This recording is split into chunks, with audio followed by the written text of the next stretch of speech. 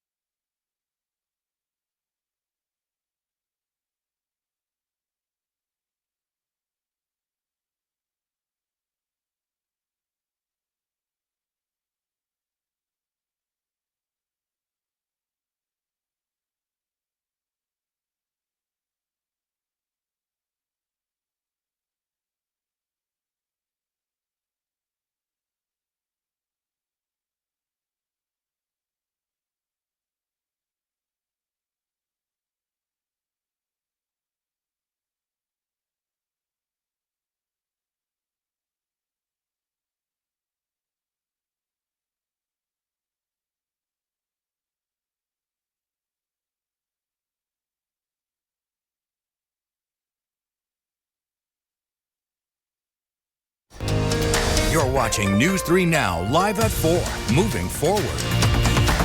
Good afternoon. Welcome to Live at 4. Happy Wednesday, everyone. We've made it to midweek. Woo, look at us. You know, if it wasn't for that haze and smoke in the air, it'd be a really nice summer day today. Has it been bugging you still? It is a little bit. How about you? It gets you in the throat, the eyes, Yeah, I'm using a lot of the eye drops today. Our meteorologist Blaze Keller is out on the weather patio.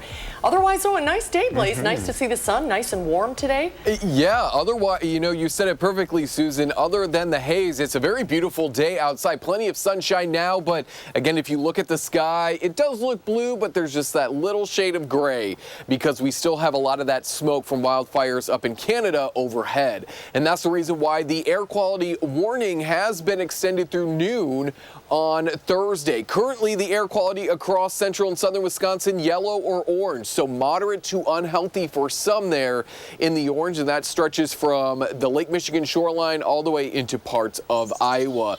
There's a look at our current smoke throughout the entirety of the atmosphere, not just at the surface, and we're seeing that thick plume of smoke beginning to cut its way across central, and eventually we'll move into more of south central and southeastern parts of Wisconsin as we go further into this evening, overnight into Thursday. That's the reason why the air quality alert has been extended. Now, if we look back, thanks to the EPA and the Wisconsin State Climatology Office, if we look back at some of our more unhealthy air quality days since 1999, this is actually our second worst. Back in 2023, I think all of us remember we had those very smoky days. That was our worst air quality day back on June 27, 2023, when our air quality rating was nearly at hazardous, which is at 300. We were at 268 today. It was at 171. The good news is this smoke is moving on out of here. We'll take a look at what we can expect tomorrow in terms of air quality, smoke coverage, as well as if there's any more rain in the forecast. That's in a few minutes. All right, Blaze, thank you. First at 4, a woman is facing charges this afternoon for allegedly stabbing a man overnight. Just after 11 o'clock Tuesday, Madison police responded to Atticus Way near Dunn's Marsh. They arrived and found a man with a stab wound to his chest. First responders took him to the hospital. He is expected to survive. Officers arrested a woman who they took to jail. A deportation hearing will take place next week for an undocumented man who investigators say was framed for threatening the president. A judge pushed back the hearing of Ramon Morales Reyes today. ICE arrested him last month after receiving a letter signed with his name threatening to kill President Trump. And now investigators believe Demetric Scott of Milwaukee framed Morales Reyes. Scott allegedly admitted to doing so to get the undocumented man deported before a trial in which he is the suspect and Morales Reyes is the victim. The Better Business Bureau sent out a memo this morning alerting everybody about a new scam. News 3 Now's Jalen Banks joins us with how this new scam involves tariffs.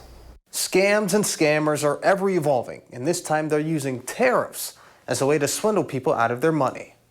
The Better Business Bureau reporting Wednesday morning that scammers are re-upping their common online shopping scams, this time using tariffs as the vehicle to do so. If you were to accidentally purchase an item from a fake website, BBB says scammers are now telling people tariffs are the reason an item is in limbo, as well as asking people for additional payments post the initial purchase to make up for the added cost from the tariff. Scammers follow the news. Tariffs have been in the news recently since the new administration picked up. So this is a very recent scam for us to be sending out to consumers in the marketplace to be aware of. We'll have more on what to look out for from this scam tonight at 5. For now, reporting in the newsroom, Jalen Banks, News 3 Now. Thank you, Jalen. If you or someone you know has been affected by this scam or any other, you can report it to the bbb.com/scam tracker. A CDC official who oversaw COVID vaccine recommendations is stepping down. Dr. Lakshmi Panagiotakopoulos is leaving the CDC following an order by HHS Secretary Robert F. Kennedy Jr. to force an update on the agency's guidance. Under that guidance, the U.S. no longer recommends the COVID vaccine for healthy children and pregnant women. In an email to the COVID vaccines work group within the agency, the former official wrote, quote, "My career in public health and vaccinology started with a deep-seated desire to help the most vulnerable members of our population, and that is not something I am able to continue to do in this role."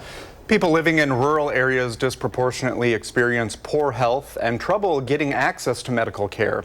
UW's medical school is launching a program to change that. Today, UW leaders announced the Orion Initiative. The program seeks to build partnerships between doctors and rural providers. The program's initial goals include primary care physician recruitment, pediatric EMS training, and subspecialty training. We fully anticipate that these programs will save lives within the first months of operation. Next year, the program will provide 4 full tuition scholarships to students entering the Wisconsin Academy for Rural Medicine program, which trains students committed to improving health for rural communities. Well, it's hard to believe, but we are exactly a month away from our nation's birthday. 4th of July is almost here, and that means fireworks sales are beginning to heat up. Yeah, this is right after tariffs on China exploded many markets in the U.S. Arman Rahman shows us how the fireworks industry in Wisconsin is faring. You can't have summer without fireworks, but whether they're small or big, one thing they all have in common in Wisconsin is that they're mostly made in China, which means they're subject to recent tariffs. You can buy almost anything that goes boom at Boom Boom Fireworks in Mineral Point. Black Cat, we have Sky Bacon, Boomer, Dominator. Consumer fireworks already had a 5% tariff. President Trump's trade war with China pushed it to 20% in March, then as high as 145% in April. Now they've come down to roughly 30%. Owner Megan Scott says her store made it through relatively unscathed. We ordered all our products prior to that taking effect, and so it didn't hit our charging amount. And we're hoping once it settles down, we won't have to order again until it all settles down. They come in and they ask the same questions. What do you get? What? Any price changing? Any? Like, nope, still the same, still the same. According to the president of the Wisconsin Fireworks Association, the whole industry is concerned about demand for America's 250th birthday next year. So if you want a big show then, buy now. But for wholesale distributors of fireworks, the fuse might be a bit shorter because of the tariffs. I'll have more on that tonight at 6. For now, reporting in Mineral Point, Arman Rahman, News 3 Now.